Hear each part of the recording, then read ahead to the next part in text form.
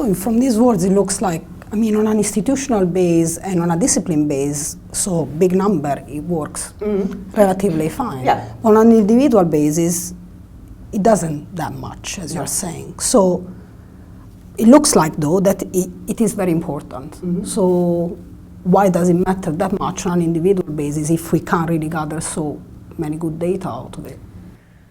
Well, it does, because if you go back to what it means, citations, it means that people are interested in your research. Other colleagues, other academics are interested in your research. And in fact, I would generally say, if you look at citations, what I suggest to colleagues that have maybe citations of papers is to have a look at who has referenced their papers. So if you go one of these big databases, let's say Web of Science, Google Scholar, Scopus, the ones that suits your discipline best, well, look at who cites you. So the citation, as a principle, is quite a good thing, because it helps you track who is interested in your work. And then you can have a look at those papers, see how they build on your work, or how they maybe destroy your work and say, this is all rubbish. So it is an important method. It has to be used for the right purposes. And and I think for the individual academic, it is important.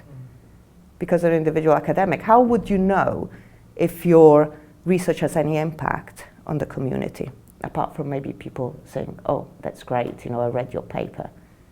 You only know, really, at that point, you can trace somebody sat on the other side of the world that read your paper, found it was interesting, and maybe built on it. So it's a very, very important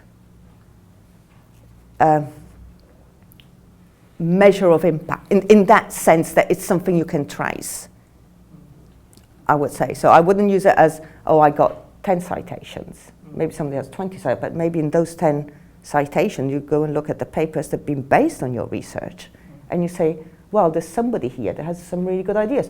I might drop in an email and say, maybe we can do something together, and use those things to develop the quality of the work. Because that's, I think it will, whatever we think, people use these metrics with the right reason, to look at the quality and how, but in general, it's not, you shouldn't stop at saying, oh, this is good or this is bad. Said, well, this is good and maybe can get better. That, it's not very good, but, so what can we do? And these is one of the many tools that you can use to build on. So then, my question is, how do we improve? How do we make our work more discoverable in order to improve the metrics? There is, now that the world has moved on very quickly lately, especially with the internet, everybody has access to a computer, even people that come from, not very privileged countries or institutions where, they don't have the same support that, we have mainly in this country. It must be, and you have to think about, if you're a researcher, you do research because you want to change things. You want to solve a problem. So, and you can, even in this new world of socioeconomic impact, so you can have two impacts. One is an academic impact, which is on your community, other scholars, and on your subject and discipline, and even the socioeconomic impact, which is the one that we talk about in the ref. But whichever one of them you're interested in, one of the things is that you will have no impact on anybody if people cannot read your work. It's very simple. And even if we don't think about the socioeconomic impact, it becomes all very more complicated. Even on the academic impact, and I was saying about people on the other sides of the world, we are very lucky. While we complain about the funding, what we get from the government, but we have access to an enormous amount of resources. We have journals, we can go on all these databases. Now, the Web of Science and Scopus are not free. We pay a big subscription to these databases. So what happens if you are somebody in a country that doesn't have the resources, or an institution where it doesn't have any resources? The one thing you have is Google. So, you know, you're developing your research, you may be very talented, high quality. What you do, you put a search on Google.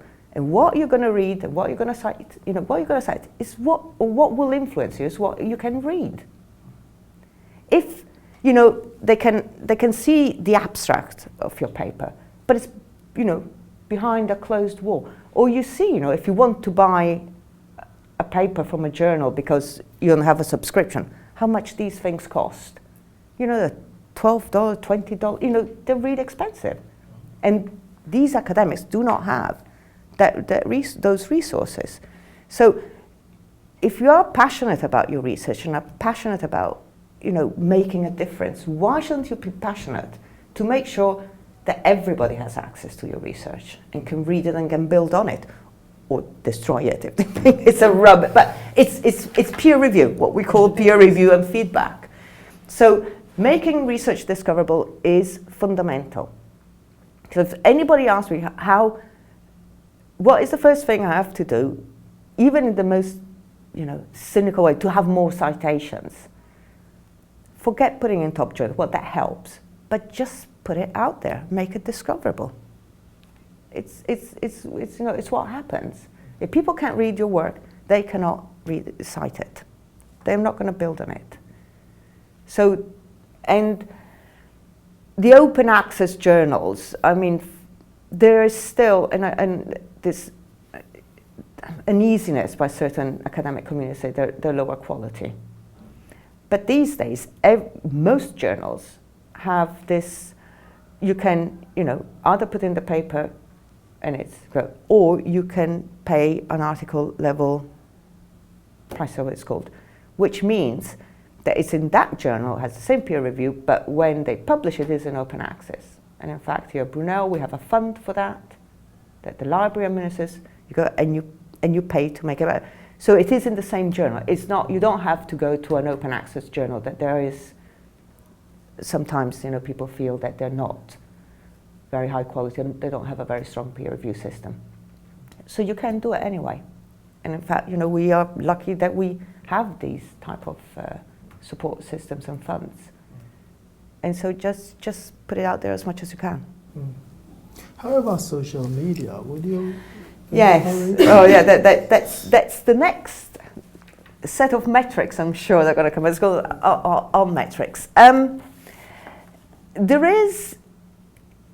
are a lot of tools now that try and capture they call them conversations around the research, about real research. So they don't call it impact because it's not, but they're conversations.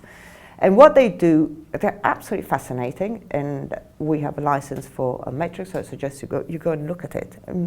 Altmetric is one of the many tools. And what they do is they trawl around the internet everywhere and collect information about tweets, blogs, policy documents, look at policy news outlets where or that particular paper has been referenced or cited or something like that. And they do it in a very clever way. What they use is the DOI, which is the unique identifier for the paper. So first thing, it has to be, as we say, open access, because otherwise pure. And then what they do, they collect it, and they have, well, Altmetric has this donut that has a count to say, well, you have had these many. And that, again, is becoming more and more prominent. People start using it to see, well, is this an indication that there might be some socioeconomic impact? An indication, not a proof.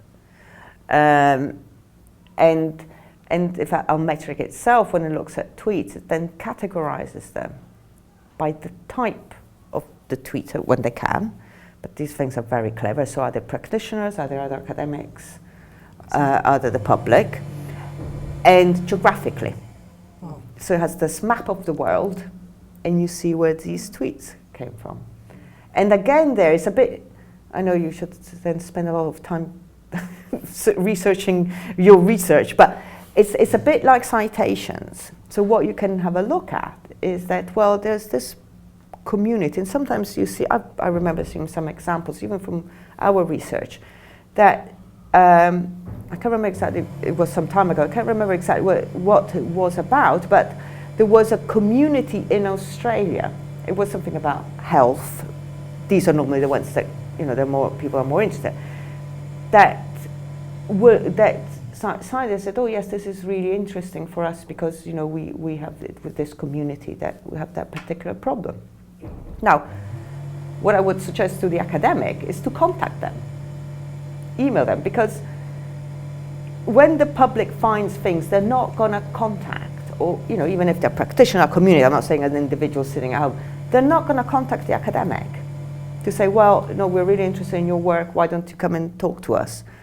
Because, they feel slightly not accessible, it's an academic. But if you revert it, then what you can find is find users of your research that might be interested in your ideas. So the problem with tweets is that with all the retweeting, it becomes very tedious, and it's always the same thing going round and round and round. But people are looking more and more into that. And in fact, and it works at different levels. So for us as an institution, this is a tool that I think it's really important for marketing. So, going back, I saw a bit of our research that, I didn't realize that it was in the Corriere della Sera, which is the newspaper, an Italian newspaper, that talked about this particular research that we'd done. So, and how would you know? So, as I say, it's a bit like citation. These are tools to explore what happens to research after it's published. And I think that has been used. But social media is becoming a big thing. How helpful it is for academics to get involved, I think this is a very personal thing. You have to be, I would encourage everybody to tweet, but to groups, go to LinkedIn groups, Mendeley, all those type of virtual research environment, all these type of things, because those is where you find your academic communities. And in fact, things like Mendeley, and I know that the others connotate that they're very similar. You join a group of academics, a group that operates in the same area, are interested in the same problems, and then what they tend to do is have a little library. So if you find a paper that's interesting, you just pop it into this library, and therefore, and you're part of the group, there's somebody else that's telling you, hey, look, there's this thing. Because I think, especially with the internet, with social media, all these things, we are overloaded with information. Where do you look? And so some of these things are just tools to concentrate on the things that might be important for you.